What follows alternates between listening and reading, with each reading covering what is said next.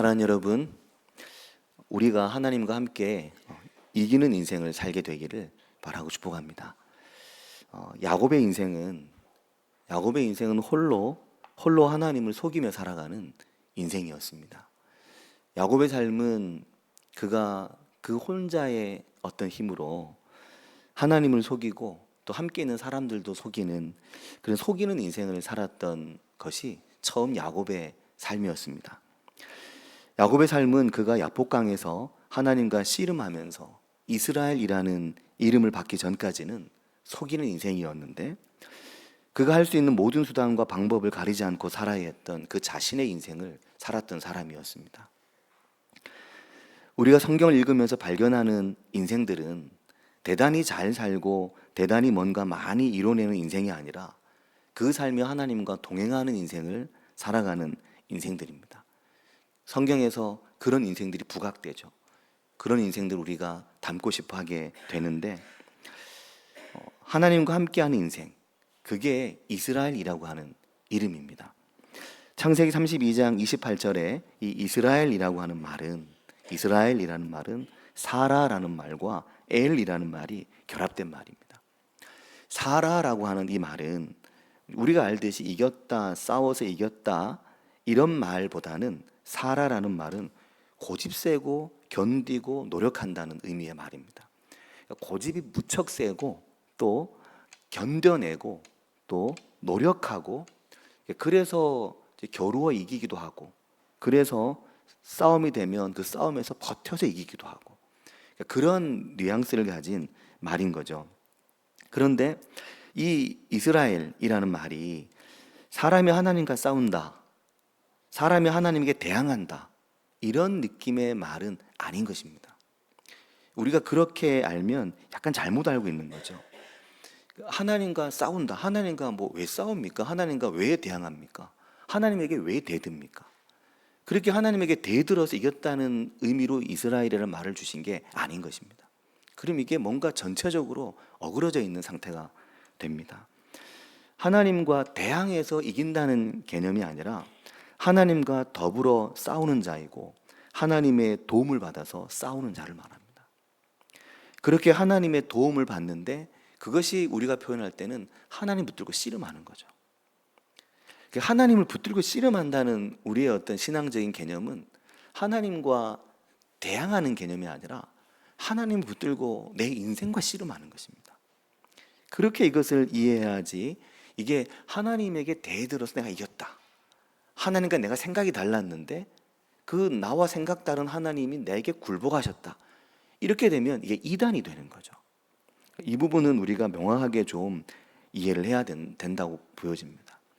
그러니까 야곱은 자기 힘으로 자기 인생과 자기가 씨름하고 내 힘과 내 능력으로 살아보고, 그러니 결국 속이고 거짓말하고 이랬던 인생이 하나님과 함께 살면서 하나님과 함께 씨름을 하면서 자기 인생 앞에 누굴 속이고 또 거짓하고 그런 인생이 아닌 정말로 이기고 승리할 수 있는 인생이 되었다라는 이제 의미죠. 야곱이 그날 밤 야복강에서 하나님과 싸울 이유가 없습니다. 야곱이 하나님과 왜 싸웁니까? 그러니까 우리의 기도나 간구를 하나님과 싸우는 것으로 이해하는 것은 잘못된 이해 개념입니다. 왜 하나님과 싸웁니까? 하나님과 함께 내 삶과 싸우고 내 인생과 싸우는 거죠. 그게 맞죠. 하나님을 붙들고 씨름해서 하나님을 꺾어내는 차원의 문제가 아니라 하나님과 더불어 씨름해서 지금 내 앞에 있는 인생의 고난과 내 앞에 당면에 있는 난관을 하나님과 함께 씨름하며 결국 이기는 인생으로, 그것을 하나님께서 야곱에게, 그 발뒤꿈치 붙들고 살아가는 그 야곱에게 이스라엘, 네가 하나님과 사람과 겨루어 결국 이기는 인생이라고 말씀을 해주시는 거죠. 그래 사랑하는 여러분, 우리가 하나님과 함께 이기는 인생이 되시기를 바라고 축복합니다.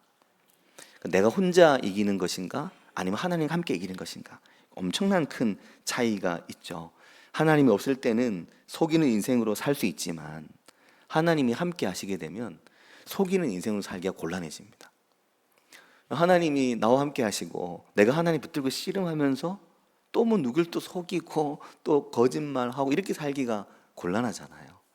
그러니까 하나님과 함께 한다는 것은 하나님과 함께 씨름한다는 것은 더 이상 내가 이전의 어떤 방식으로 살지 않는다는 그런 말입니다. 오늘 말씀에 46장에 오면 드디어 야곱이 애굽에 이제 도착을 합니다. 애굽의 땅 중에서도 어디에 도착을 했나요? 고센 땅에 도착을 하게 됐습니다. 오늘 말씀의 46장 28절을 보면 야곱은 온 가족을 이끌고 애굽으로 내려가는데 그 본문을 잘 보면 먼저 유다를 요셉에게 보냈죠. 먼저 유다를 요셉에게 보냈습니다. 그리고 온 가족을 고센 땅으로 인도하도록 했습니다. 여기 설정이 지금 누가 이것을 했는지는 이제 뒤에 함께 나누겠지만 우리를 고센 땅에 있게 해야 된다. 이런 것에 대한 설계를 의논을 미리 한 것임을 알 수 있습니다. 야곱은 그냥 요셉이 술에 보내고 길에서 먹을 양식 보내니까 자 내려가자 그렇게 한 게 아니라 내려가기 직전에 뭔가 대비를 하고 내려간 거죠. 뭘 대비했나 보면 가서 어디에 머물 건가 하는 것을 굉장히 중요하게 다루고 있다는 것을 우리가 이제 알게 되는데, 그래서 야곱은 먼저 그 28절 말씀을 보면 야곱이 유다를 요셉에게 미리 보내요. 유다가 막 부각되잖아요. 유다를 요셉에게 미리 보내요. 뭐라고 하나요? 자기를 고센으로 인도하게 하고, 그리고 뭐라고 하나요? 다 고센 땅에 이르니라고 말한 여기 다는 야곱의 형제들도 있지만 요셉도 여기로 오게 했습니다. 그래서 고센에서 야곱과 요셉이 만나는 거죠. 자, 그래서 야곱이 유다를 요셉에게 미리 보내서 목적은 우리를 고센으로 갈 수 있도록, 그 애굽이 자기 땅도 아닌데 아무데나 막 그 대가족 이끌고 막 갈 수는 없잖아요. 그러니까 어디로 갈지를 미리 설계를 하는 거죠. 고센에서 합류하는데 누가 이런 생각을 했는지 정확하게 나오진 않지만 그 야곱이 유다를 요셉에게 보냈으니까 야곱과 요셉과 적어도 두 사람의 생각이 일치했고 그 사이에 유다도 아마 중요한 역할들을 감당했을 것 같죠. 이 부분에 있어서 아버지 야곱 또 유다 그리고 요셉 사이에 충분한 공감이 있었음이 분명한데, 사랑하는 여러분, 이게 하나님의 선하신 인도하심이라고 하는 것입니다. 왜냐하면 고센은 여러 면에서 야곱의 가족이 거류하기에는 최적의 장소이기 때문입니다. 그 지도를 이렇게 보시면, 지도를 찾아보면 그 지도에 이렇게 아프리카의 저 북쪽에 동북쪽이 이집트잖아요. 애굽. 근데 애굽에 저 바닷가랑 딱 만나는 곳. 그러니까 이게 나일강이 바다로 쫙 빠져나갈 때 그 마지막 하류. 그럼 이제 그 하류에 일종의 삼각주 평야가 이렇게 쫙 펼쳐지는 그 평야. 그 평야는 비옥한 평야잖아요. 뭐 거기 농사도 잘 될 뿐더러 목축이 잘 이루어지는 곳. 그 삼각주 평야지대인 그 나일강의 하류 그 끝에 있는 곳이 거기가 고센이거든요. 근데 또 여기 아프리카와 이 시내산과 이쪽에 요 땅이 딱 만나는 그 경계 지역이 바로 고센입니다. 그러니까 고센 지역은 애굽의 한가운데가 아니고 애굽의 저 북쪽 변두리인 것이죠. 근데 변두리 그러면 이제 뭐 소외되고 낙후되고 이런 거 생각하지만 목축하기엔 그만한 장소가 없는 이제 거긴데, 아프리카에 우기가 찾아오면 우리도 뭐 비가 많이 오면 저수지로 온갖 것들이 다 밀려 들어가잖아요. 뭐 온갖 부유물, 똥, 또 나뭇잎, 뭐 온갖 버린 쓰레기들 잔뜩 저기 저수지로 다 밀려 들어가는데, 근데 나일강은 많은 비로 범람하고 또 범람한 물이 나일강 주변을 비옥하게 만드는 게, 평소에는 한 100m 정도밖에 안 되는 이 나일강이 엄청난 비가 오면 수십 킬로까지 이 강폭이 쫙 넓어진다고 합니다. 그럼 어마어마한 부유물과 어마어마한 짐승의 배설물들 이게 다 막 엉켜서 천연의 비료가 되는 거죠. 그러니까 그 주변이 뭐 농사든 풀이 자라든 뭐가 자라든 너무너무 잘 될 수밖에 없는 곳인데 고센이 바로 그런 곳이었습니다. 그래서 민수기 11장 5절에 보면은 이스라엘 백성들이 출애굽을 했을 때 출애굽에서 가나안으로 막 가다가 광야에서 그 이스라엘 백성들이 그 광야에서 애굽 땅을 엄청 그리워합니다. 왜 애굽 땅을 그리워했냐면 노예 생활하고 거기서 뭐 채찍질 당하고 학대당했던 때인데도 그때는 그리워했던 이유는 그 고센과 그 주변에 있는 여러 가지 국고성들과 그 엄청난 노동은 있었지만 그곳에서 먹을 게 넉넉했던 곳에서 생활을 그리워하는 거죠. 이게 한마디로 말하면 고센에서의 풍요로운 생활을 그리워했다라고 말할 수 있습니다. 근데 사랑하는 여러분, 오늘 말씀 읽어보면 좀 의아한 게 있죠. 어떤 게 의아하냐면 이게 사실 많이 이상한데 보세요. 이게 지금 이제 창세기에서 보면 야곱의 아들들이 식량을 구하러 애굽으로 내려갔잖아요. 그래서 요셉을 만납니다. 그러면서 요셉과 형제들의 재회 장면이 얼마나 길게 나옵니까? 몇 장에 걸쳐서 길게 나오죠. 그러면서 형들을 막 시험하고 만나고 몇 번을 울고 부둥켜 안고 울고 막 이런 장면들이 방에 가 숨어서 울고 이게 길게 나오잖아요. 그럼 우리가 생각할 때 야곱을 만날 때도 정말 보고 싶었던 아버지 잘 지내십니까? 노인이 평안하시냐? 이걸 끊임없이 물었던 요셉과 야곱이 만나는 장면은 얼마나 또 그 이야기가 많을까? 이 생각하게 되잖아요. 그 생각하거든요. 요셉과 이 아버지와의 재회 장면은 얼마나 중요하게 나올까? 그 만날 때 막 얼마나 울까? 클라이맥스죠. 일종의 드라마로 치면.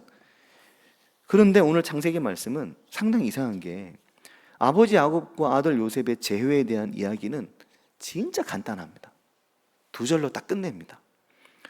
여기에서 뭐 감정의 정화나 어떤 이 오랜 그리움을 풀어내는 시간적 약간의 여유나 이런 게 뭐 정말 없이 바로 다음으로 넘어갑니다. 그러니까 아버지 야곱과 요셉의 만남은 매우 짧게 탁 끝내고 무슨 이야기 하냐면 어디 거주할 건가? 어디에 머물 건가?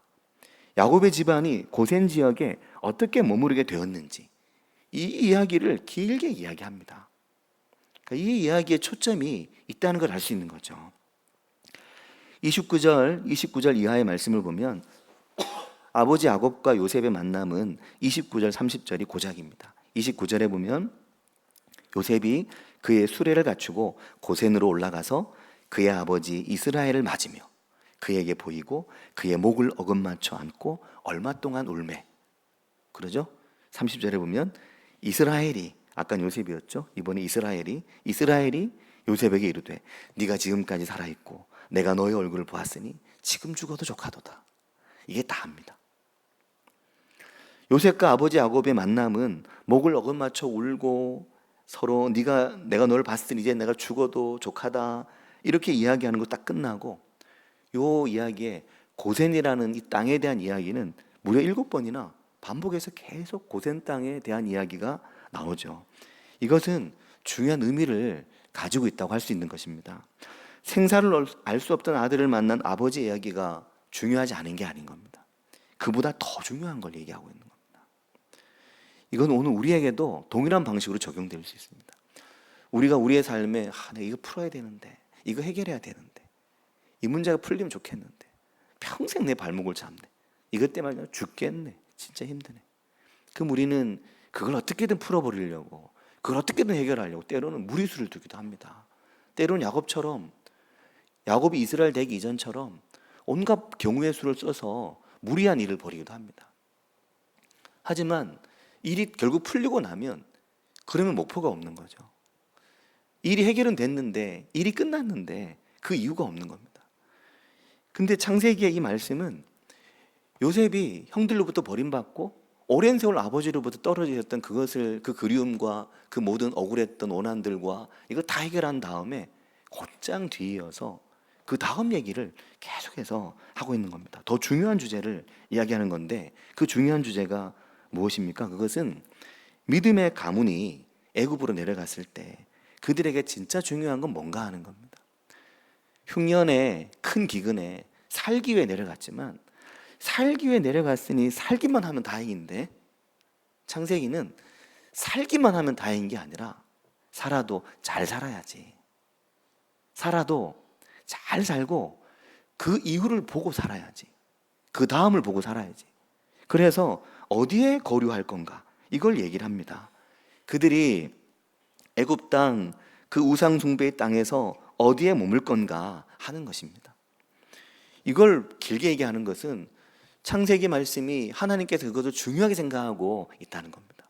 그러니까 오늘 우리의 삶에 있어서도 우리가 우리의 삶에 있는 문제들을 해결하고 풀어내는 것 이상으로 내가 어디에 있고 내가 어떻게 살고 있는가, 내가 어디에 머물고 있는가, 이건 정말 우리에게 중요한 문제가 됩니다. 31절 말씀에 보면 요셉이 그 형들과 모든 가족에게 말하죠. 뭐라고 하냐면 내가 올라가서 바로에게 말씀드리겠다 하는 겁니다. 그러면서 요셉이 하는 말이 가나안 땅에 있던 내 형들과 내 아버지의 가족이 내게로 왔는데 32절에 그들은 목자들입니다. 목축하는 사람들이기 때문에 그들의 양과 소와 모든 소유를 다 이끌고 왔습니다. 이렇게 얘기하겠다는 거죠. 이게 뭘 말하는지 느낌이 오시나요? 이게 뭘 말하냐면 혐오감을 주겠다는 얘기입니다. 왜냐하면 이 지금 그들은 목축하는 사람들인데 양이고 소고 뭐 그 가축들을 잔뜩 데리고 그들 다 데리고 지금 야곱의 이 직계 그 가족들이 지금 70명, 야곱까지 70명인데 아내들 빼고 70명이거든요. 아내들 포함시키고 종들 포함시키고 그럼 더 많아지겠죠? 그런데다가 목축하는 사람들이라 가지고 그 양과 소와 그 모든 걸 다 끌고 왔습니다. 이 말은 그 애굽 사람들이 되게 싫어하는 겁니다. 그거 너무 싫어하는 것이거든요. 그리고 요셉은 33절에 보면 뭐라고 얘기하냐면 그러면 바로가 당신들을 부를 거랍니다. 그러면서 당신들에게 바로가 질문을 할 건데 너희의 직업이 무엇이냐라고 물어볼 거라는 거죠. 그럼 그때 이렇게 대답하십시오 하고 요셉이 형들 그 아버지와 형들에게 이야기를 하는 겁니다. 자, 요셉이 하는 말이 46장 34절 마지막 절 말씀인데 요셉이 뭐라고 하냐면 주의 종들은 어렸을 때부터 지금까지 목축하는 자들이온데 우리와 우리 선조가 다 그렇습니다. 목축하는 사람들이라는 걸 바로에게 이야기하라는 거죠. 그러면 바로가 고센 땅에 머무는 것을 허락할 것이라는 것입니다. 34절 끝에 보면 뭐라고 하냐면 애굽 사람은 다 목축을 가증히 여기나니 당신들이 고센 땅에 살게 되리이다. 그렇게 말합니다. 그러니까 사랑하는 여러분, 이걸 보시면 지금 야곱과 요셉이 만나서 그 오랜 그리움과 오래 아버지의 생사 여부를 걱정했던 요셉이 아버지를 만나서 서로 간에 감정 풀고 이야기하고 이것도 중요하겠는데 그보다 그 고센 땅에 머무는 것을 창세기가 끝나가는 이 시점에 중요하게 다루고 이야기를 하고 있는 겁니다. 왜 이렇게 하는가? 무엇 때문인가? 왜 이렇게 이 부분에 무게중심을 두는가? 그것은 야곱의 가족이 애굽으로 내려가는 일이 단지 그 흉년에 목숨을 부지하거나 연명하거나 당시 요셉과 형들의 오랜 갈등이 풀리고 죽은 줄 알았던 아들 요셉을 만나고 돌아가신 줄 알았던 아버지를 만나는 것, 그 정도의 일이 하나님의 목적은 아니라는 것이 말씀인 것입니다. 우리가 그렇게 연명하며 살기를 원하지 않잖아요. 때로는 그렇게 연명하며 살기라도 내가 원할 때도 있지만 창세기 말씀은 그게 아니라 그 이후에 대해서 얘기를 합니다. 그 정도의 일이 하나님께서 설계하신 목적이 아님을 이야기하시는 겁니다. 창세기는 그 이상의 어떤 것, 그보다 더 멀리 내다본 어떤 것에 대해서 말씀하는 거죠. 사랑하는 여러분, 이게 중요합니다. 이 부분에 대해서 야곱과 요셉 그리고 중간에 유다가 그 역할을 했는데 애굽으로 내려가되 그들이 거류할 곳, 이 부분에 대해서 주도면밀하게 의논하고 고민하고 바로에게 뭐라고 말할지 이걸 이야기한 건 여차하면 고센에 못 머물 수 있다는 거죠. 하지만 고센은 그곳은 꼭 우리가 있어야만 되는 땅임을, 그것을 야곱도 알고 있고 요셉도 알고 있고, 야곱과 요셉에게 그곳을 고집하게 한, 그곳에 있어야만 된다고 생각하게 된 그 생각은 어디에서부터 왔겠습니까? 하나님께서 주신 것이겠죠, 당연히. 그래서 이것을 창세기가 중요하게 다루고 있는 것입니다. 46장을 지나서 47장 1절에 보면 바로에게 자신의 아버지와 가족들이 애굽으로 들어왔다, 이걸 보고를 하잖아요. 요셉이 보고를 하는데 그때 그들의 양과 소와 모든 소유가 가나안 땅에서 와서 지금 고센 땅에 있습니다, 이렇게 보고를 하거든요. 그러면서 이때 형제들 중에 다섯 명을 선택해서 바로에게 인사를 드리게 되는데, 그때 바로가 요셉이 이제 46장 33절에서 형들에게 미리 말했던 것과 같이 생업이 뭐냐고 물어보면 이렇게 얘기해라 얘기했잖아요. 근데 그대로 바로가 형제들에게 물어보죠. 47장 3절 말씀에 보면 너희 생업이 뭐냐 하고 물어봅니다. 그러자 다섯 명의 형들이 요셉이 미리 일러준 말과 같이 대답을 합니다. 종들은 목자이온데 우리와 손조가 다 그렇습니다. 그러면서 형들이 4절 말씀에 보면 바로에게 부탁을 하죠. 가나안 땅에 기근이 심하여 종들의 양떼를 칠 곳이 없기로 종들이 이곳에 거류하고자 왔사오니 원하건대 종들로 고센 땅에 살게 하소서 부탁을 합니다. 형들은 이곳에 거주하기 위해 왔다가 아니라 거류하기 위해 왔습니다 라고 말합니다. 요셉의 형들, 야곱의 아들들은 거류하기 위해 잠시 머물기 위해 왔다고 말하죠. 그러나 그렇게 왔던 세월이 430년 긴 세월이 되게 되지만 그들은 가축을 치는 사람들이었고, 그래서 이집트인들은 가축을 치는 야곱의 가족을 불결하게 여기기 때문에 그들이 제안한 고센 땅에 그곳에 머물도록 합니다. 함께 어울리거나 함께 밥을 먹거나 하는 것도 싫어하는 애굽 사람들이라 그들을 고센 땅에 거주하게 해주는 거죠. 사랑하는 여러분, 이것은 굉장히 중요한 의미를 갖습니다. 왜냐하면 그렇게 함으로 야곱의 가족들은 애굽의 중심부까지 혹은 애굽의 더 깊이까지 들어가지 않게 되었습니다. 그들 야곱의 가족들은 애굽의 문화와 애굽의 종교와 애굽의 우상에 동화되지 않을 수 있는 그 신앙의 정체성을 좀 더 잘 지킬 수 있는 적정한 거리에 머물 수 있게 된 것입니다. 지나고 보면 내가 그때 그 시기가 매우 힘들었지만 그때 그 힘든 시기를 통해 오히려 나는 신앙과 믿음의 거리를 하나님과 좁히고 그렇게 여겨지는 때들이 우리의 삶에도 있지 않습니까? 내가 어느 한때 그때 하나님을 어떻게 만났고 어떻게 하나님과 함께 했는데 그 시기가 내게는 되게 힘들고 어려운 면도 있었지만 나는 거기를 크게 원했던 것도 아니지만 그 시기에 나는 하나님과 가까워지고 하나님과 거리를 좁힐 수 있었다. 그 시기에 내가 그런 상황이 있었기 때문에 나는 오히려 세상과 더 가까워지지 않을 수 있는, 세상 속에 더 동화되고 우상숭배의 세상과 더 함께하지 않을 수가 있었다라고 말하는 삶의 여건들이 있습니다. 하나님께서 우리의 삶을 좀 더 멀리까지 내다보시면서 우리를 어디에 있게 하고 어디에 머물게 하고 어디에 살게 할 것인가, 그것을 늘 우리에게 말씀하시는 거죠. 사랑하는 여러분, 우리가 살면서 이사를 한다든지 혹은 교회를 만난다든지 하는 부분들이 또 내 주변에 가까운 믿음의 지체들을 만난다는 것이 참 중요하고 소중합니다. 또 내가 내 마음의 거리를 어디에 두고 살 것인지, 내가 내 마음과 내 신앙의 위치를 어디에 두고 살 것인지, 이게 너무너무 중요합니다. 그걸 통해서 결국 우리는 하나님과의 거리를 잘 지키기도 하고 혹은 하나님과의 거리를 멀리 뚝 떼어놓고 살게 되기도 하기 때문입니다. 그래서 사랑하는 여러분, 창세기는 잃어버린 아들 요셉과 오랫동안 그리웠던 그 야곱의 재회의 장면보다 그들이 그 이후에 어디에서 거류할 것인가, 이걸 더 중요하고 더 심도 있게 다루고 이야기를 하는 거죠. 사랑하는 여러분, 우리는 어떻게 보면 이럴 수 있습니다. 당면한 오늘의 일, 오늘 풀어야 될, 오늘 해결해야 될 일, 오늘 해결되지 못한 일들을 빨리 풀어내는 게 우리에게 중요하고 이것이 우리에게 큰 문제로 여겨지지만 하나님의 생각과 하나님의 계획은 오늘 묶여있는 일이 덜 풀려도 그 덜 풀린 일을 통해 하나님은 더 멀리 있는 일들을 조율하시고 조정해 가시는 분이심을 아는 은혜가 우리 가운데 있기를 바라고 축복합니다. 하나님은 오늘 내일 2박 3일 3박 4일 우리의 삶의 길을 인도하는 분이 아니잖아요. 우리가 여행을 갈 때는 한 3박 4일, 2박 3일, 1박 2일 일정만 잘 짜면 됩니다. 여행 갈 때 여행 계획 아주 구체적으로 꼼꼼하게 짜는 분들이 있으시잖아요. 막 시간까지 막 다 계산해가지고 여기서 여기 갈 때 몇 분 걸리고 여기서 여기 갈 때 몇 분 걸리고, 그리고 점심때가 되면 뭘 먹고 또 뭐 카페는 어딜 가고, 이거 막 계산하는 분들도 있는데 어떤 분들은 그런 계산 안 하고 막 짜기도 하잖아요. 근데 짜는 그 여정이 2박 3일, 3박 4일, 길면 혹은 당일치기, 이렇게 여정을 짭니다.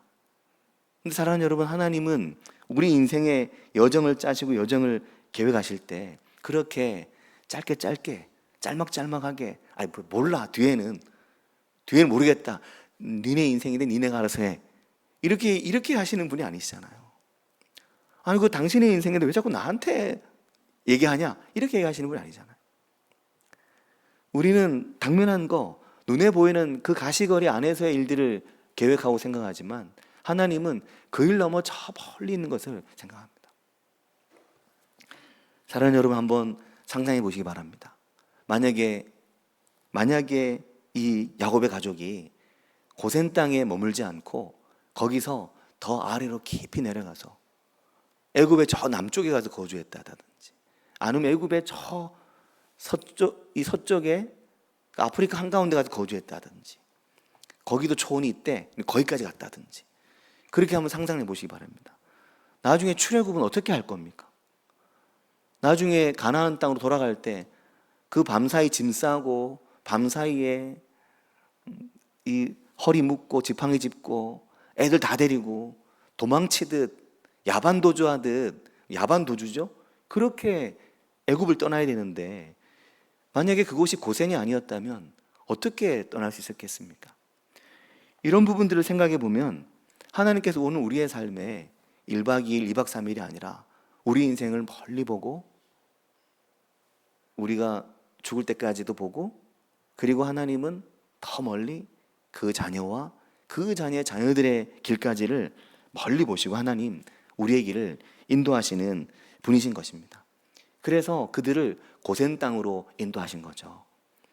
그렇기 때문에 요셉과 형제들의 화해와 재회의 장면은 길게 다루었지만 아버지 야곱을 만나는 그 장면은 짧게 다루고 빠르게 어디에 머물 것인가 하는 것을 길게 다루는 것을 통해 우리에게 말씀하시는 것은 오늘 우리의 삶에도 내가 어디에 머물고 있는가, 내가 어디에 내 마음을 두고 있는가, 내가 어떤 곳을 중심으로 내 삶의 중심을 두고 살아가는가 하는 것에 대해서 우리에게 말씀을 하시는 것입니다. 그 중심이 하나님 안에, 또 하나님의 인도하심 안에 있는 은혜가 우리 가운데 있기를 바라고 축복합니다. 같이 기도하겠습니다.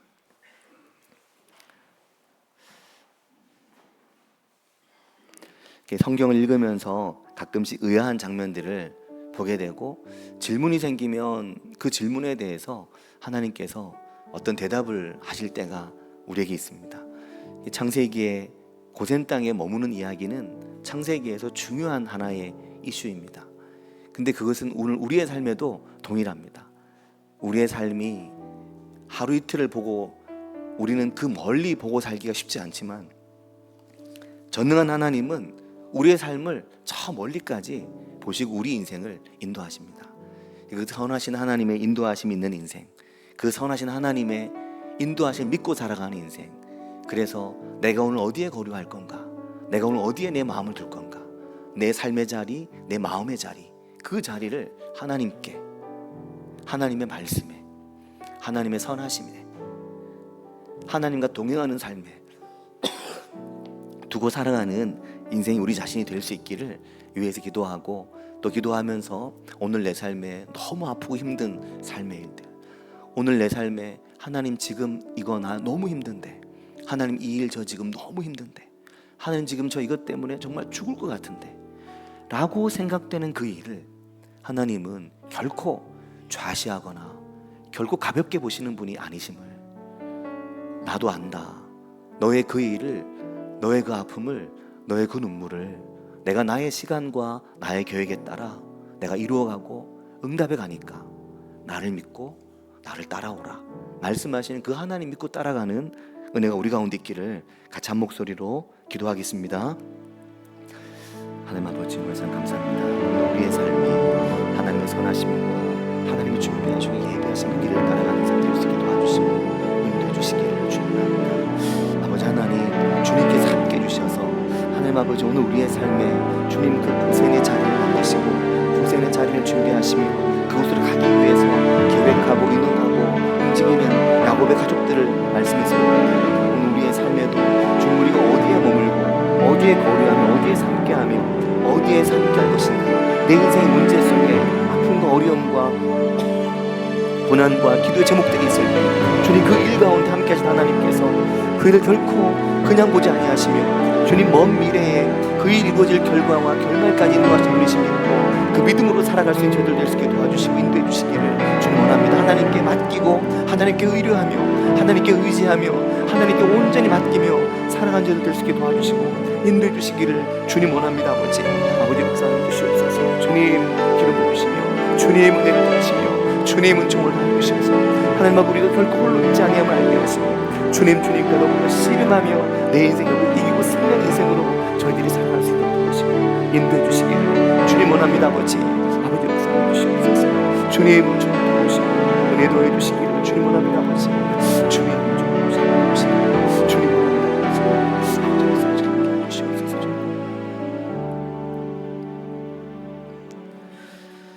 하나님 아버지 은혜와 사랑을 감사드립니다.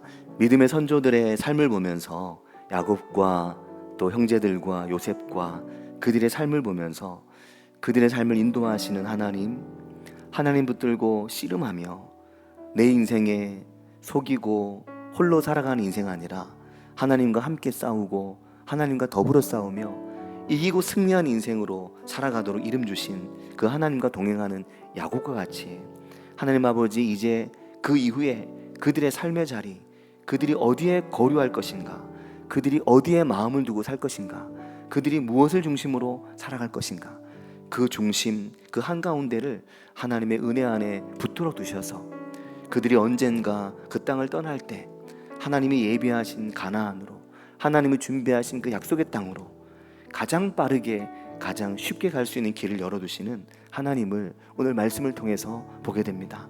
하나님 아버지 오늘 우리의 삶에 있어서도 우리의 삶에 묶이고 맺혀있고 우리의 삶에 광야 같고 우리의 삶에 긴 기근 같은 인생의 한 부분을 지나갈 때에도 아버지 하나님께서 좀 더 멀리 보시며 좀 더 미래를 내다보시며 그 먼 미래까지 우리 인생의 길을 열어가시고 이끌고 가시는 분이심을 깨닫고 경험하는 은혜가 저희 삶에 있도록 하나님 아버지 오늘 우리의 삶의 자리, 오늘 우리가 있는 곳, 오늘 우리가 마음을 두는 곳 주님 그곳에 은혜를 부어주시기를 주님 간절히 원합니다.